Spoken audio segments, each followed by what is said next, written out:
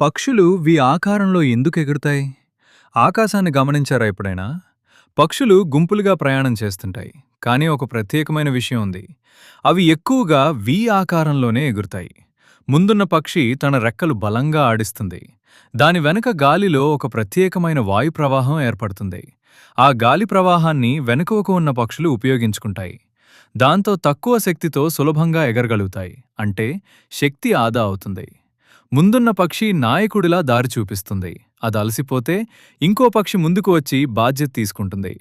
ఇది టీంవర్క్కి అద్భుతమైన ఉదాహరణ.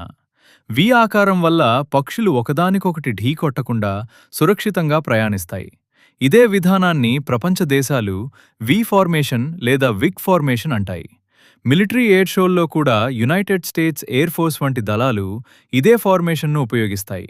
విమానాలు కూడా ముందున్న విమానం సృష్టించే గాలి ప్రవాహాన్ని ఉపయోగించి ఇంధనాన్ని ఆదా చేసుకుంటాయి.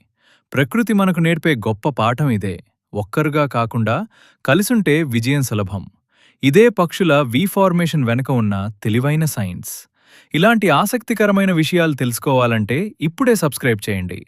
ప్రకృతిలోని అద్భుతమైన సైన్స్ తెలుసుకోవాలంటే మా ఛానల్ను ఇప్పుడే సబ్స్క్రైబ్ చేసి షిఫ్ట్ మోడ్ ఆన్ చేయండి.